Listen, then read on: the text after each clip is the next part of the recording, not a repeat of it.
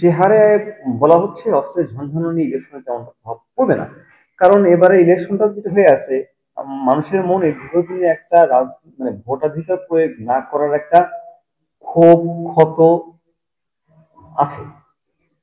ফলে আপনার বাড়ির উৎসবটাকে আপনি নষ্ট করবেন, এটা আমার মনে হয় না।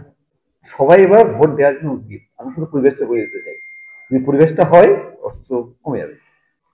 তফসিল ঘোষণার পরে নির্বাচনের যে নিয়ে অনেক কথা আছে, কাটা যাওয়ার পরে জনগণই এটাকে উৎসব করে ফেলবে। আমরা শুধু সহায়তা করবো। শুধু দেখেন, আমার বিশ্বাস বিশ্বাস হওয়ার কারণও আছে, সত্যিকারের একটা উৎসব মুখর নির্বাচন। নির্বাচনের আমরা একটা প্রধান স্টেক হোল্ডার। নির্বাচনটাকে সুষ্ঠু সুন্দর নিরপেক্ষ করার জন্যই কিন্তু সরকারের এই যে দ্বৈবচন পদ্ধতিতে আমাদেরকে দায়িত্ব এলাকা বন্টন। তো আমরা অবশ্যই একটা সুষ্ঠু নির্বাচন দিতে বদ্ধপরিকর। আমরা প্রত্যাশা করছি যদি আপনারা সঠিকভাবে সহযোগিতা করেন, আমরা একটা অতীতের যে কোনো সময়ের চাইতে গ্রহণযোগ্য নির্বাচন করব ইনশাল্লাহ। এই টেকনাফের যে অপরাধ প্রবণ এলাকা, আমি জয়েন করার পরে একটা মনে হয় এই বাহারছড়াতে অপহরণের কিছু বিষয় আছে, এটা আমাদের নলেজে আসছে। আমরা এই অপহরণের হটস্পট গুলো চিহ্নিত করে আমি এই জায়গাটা ঘুরে আসছি। কিছু কাজ আমরা শুরু করেছি প্রবলেমটা সলভ করার জন্য। খুব শীঘ্রই আমরা কিছু ব্যবস্থা নিব। সত্যি যদি এটা হয়ে থাকে, এটা খুবই লজ্জাস্কর একটা বিষয়।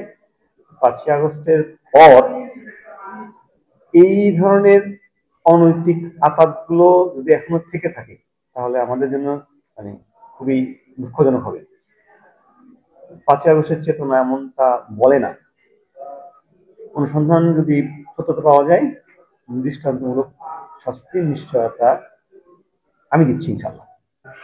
আসন্ন নির্বাচনকে কেন্দ্র করে সরকার আমাদেরকে দ্বৈবচনের ভিত্তিতে যে দায়িত্ব বন্টন করেছে, সে দায়িত্ব বন্টনকৃত এলাকায় পরিচয় বা পরিচিতির জন্য আমার আজকে এই আশা।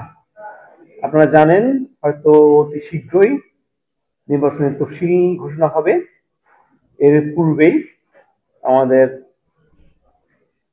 পুলিশ সদস্য এবং তাদের যে স্থাপনা সমূহ, এদেরকে চিনে রাখা, অর্থাৎ অবস্থানটা কোথায় এটা জানার একটা আমাদের নির্দেশনা আছে। এই জন্যই আমার আজকে আসা।